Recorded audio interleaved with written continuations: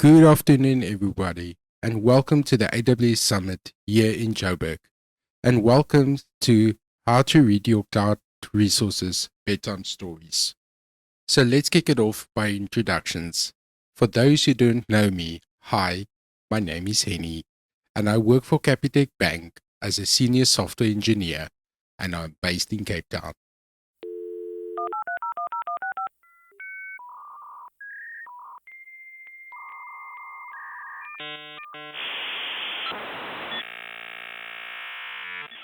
Just a gentle reminder, there's something lurking in the background.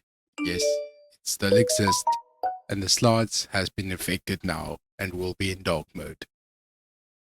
So for my social media, you can check out my website, connect with me on LinkedIn, follow me on GitHub, follow me on Twitter or X, whatever you want to call it, and for the lazy people, there's a QR code.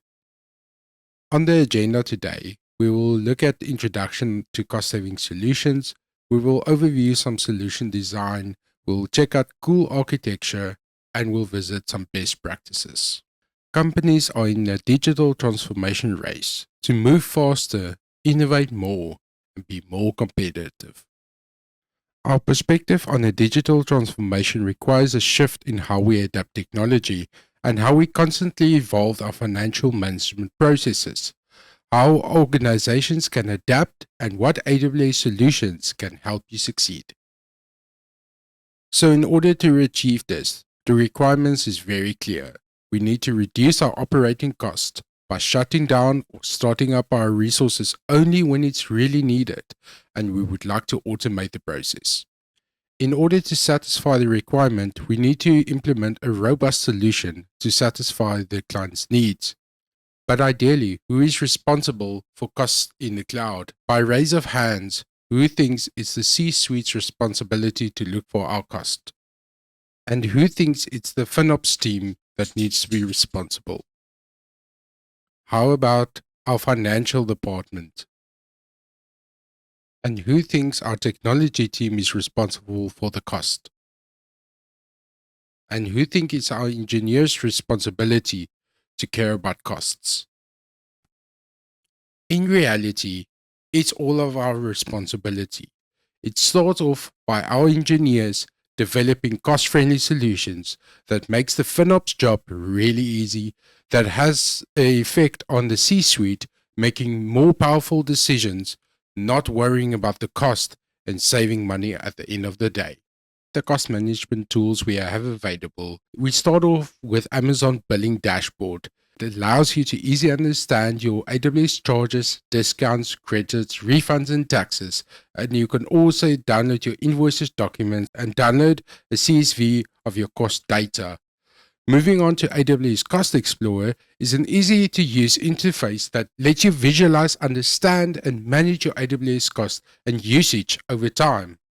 AWS Budgets, you can help track and take action on your AWS cost and usage. You can use AWS Budget to monitor your aggregate utilization and cover your metrics with your reserve instances or savings plans. And then Amazon QuickSight. Who in the crowd uses this?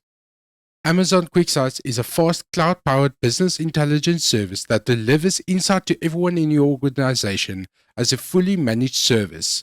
Amazon QuickSight lets you easily create and publish interactive dashboards that includes machine learning insights. The services that's currently supported for cost-saving solutions to shut down and start up. For compute, we have EC2 and autoscaling, and for databases, we have Amazon RDS, Aurora, DynamoDB, and Neptune. So ideally, how do we get these resources we now spoke of into the cloud? By provisioning using infrastructure as code, and there's a few flavors to it. For AWS native, we can use CloudFormation, and for a bit more generic solution, we can use Terraform. But really, what is the benefits of using infrastructure as code? It's for improving consistency around our environments. It really reduces the errors you make because, face it, we're all human and make errors. And it eliminates configuration drift, which is really, really important. And it also improves our infrastructure consistency. So let's dive into some architecture. The custom solution I have developed is really simple. It starts off with an Amazon event bridge. It has a start and stop trigger. It has an event bridge rule that schedules a cron job, invokes a Lambda function. The Lambda function then either starts and stops the resource based on the need.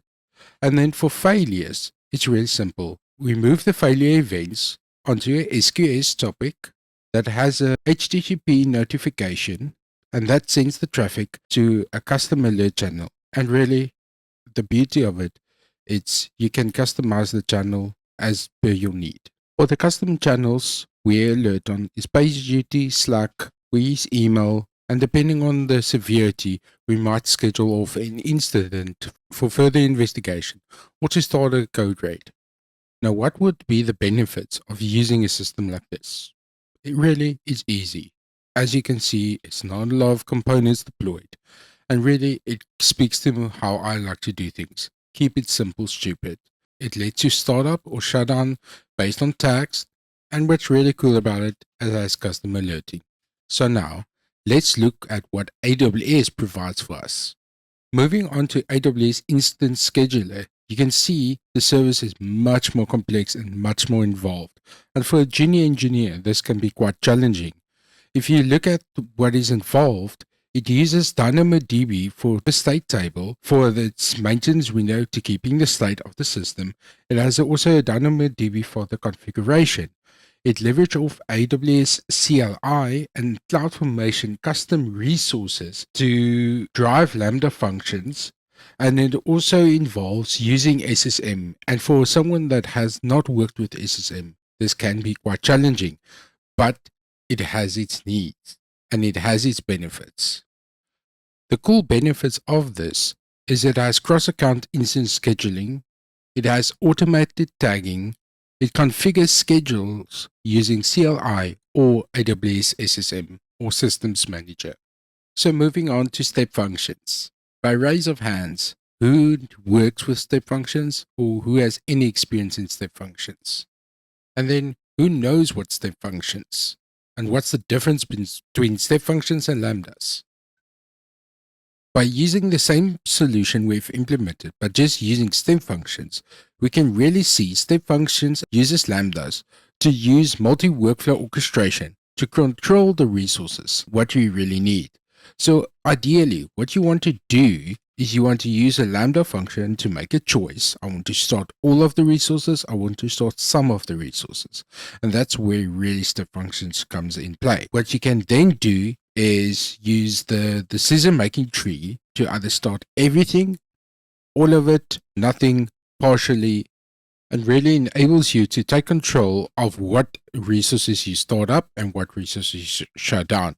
You can, for example, you can use step functions to configure. You only want to start EC2s in the morning, start RDSs during lunchtime, but stop everything after 5 p.m. That is possible with step functions. Now, what's the benefits of using step functions? It's a multi-workflow orchestration, as we said. It really controls what resources you want to shut down or what you want to start up. It has a really customized scheduling and has automatic scaling because it's lambdas. So now we have all these nice tools, we have all the infrastructure as code knowledge, and we are ready to implement. But now we need to follow some best practices. And for the love that's all and holy, please, guys and girls, tag your resources. I can't stress this enough. Tagging helps identifying your resources and it helps to classify your resources. Then always stop your unused resources. Never let unused resources just run because it can run. It costs you money. Then I see this every day. People over provision resources because we think or we do not plan really well. Do not over provision your resources. You're paying for resources that sits idle, that you're not really utilizing at the moment. So do not over provision resources. Do that investigation, do that R&D, and make sure you provision the resources that fits your purpose. By not over provisioning your resources, use the right size for your resources. Find that balance, find that sweet spot for your services. Then you can use savings plans wherever possible. If you're not up for a dedicated plan or a reserve instance for 2, 3, 5 years, use savings plans, use spot instances. They are really a game changer. Then onto budgets. Make sure, even for non-production, yes, we need to set a budget for non-production as well. Make sure your budgets are set. It's really important to keep track of your cost, and having that budget set, just ensure you keep track of your spending habits. Then, with a budget, you need budget alarms, because if a budget alarm goes off, then you know you're spending too much and you need to revisit your infrastructure. Now, an interesting thing not many people know, once you exceeded 100% of your budget alarm goes silent. It does not alert you after 100% utilization. Use AWS Anomaly Detection and Cost Optimization Hub to really see where that abnormal cost comes from, where you can optimize your cost in AWS. Set up quotas and restrictions, never to let your services run wild. Let's wrap up with some tips and tricks for you to take away from the session. Always provision your solution using infrastructure as code. As we said, it eliminates configuration drift and it keeps your environment consistent. Then for EBS volumes, remember they cannot decrease in size, they can only increase. So what happens when you provision a EBS volume that's too small, you have to create a new volume, attach that volume to your EC2 or wherever you use it, and then copy the data or use a ghost image to clone the data over to the new image, to the new volume, and then detach the volume and then move on. So the risk there is some data loss. So really provision enough EBS volume from the start. Use savings plans and spot instances for your non-pro environments. They really don't need on-demand unless there's a really need for it. Save some cost on your EC2 instances by using these spot instances and savings plans. You will really see a difference. Always use auto scaling or on demand when it's needed. By raise of hands, who uses intelligent hearing? Who knows what's intelligent hearing? Cool. So Amazon Intelligent Tiering is the only cloud storage class that delivers automatic storage cost savings when data patterns change without performance impact or operation overhead. The Amazon Intelligent Tier storage class is specifically designed to optimize costs by automatically move data to most cost-effective access tiers when patterns change. The S3 Intelligent Tiering monitors access patterns and automatically moves objects that have not been accessed to a lower cost tiers. Since the launch of S3 Intelligent Tiering in 2018, customers have saved over 2 billion Rand by adopting S3 Intelligent Tiering when compared to the standard S3. Then go clean up all of your unused resources, stop your idle instances, and finally, on-demand capacity for DynamoDB. Use it, and you will really see a difference in your environment costing. And lastly, feel free to scan the QR code to find all of the resources we discussed today. It gives you a nice comparison between the official AWS documentation as well as Serverland. For those who do not know what Serverland is, it's a site bringing the latest information, blogs, videos, code, and learning resources for AWS serverless. It's a really cool site to just get a different perspective on AWS documentation, and it is developed by AWS advocates in the serverless space. And that is my talk. Thank you so much for everyone that joined today. Enjoy the rest of the summit and enjoy lunch, and the Q&A will be to the left-hand side of the session.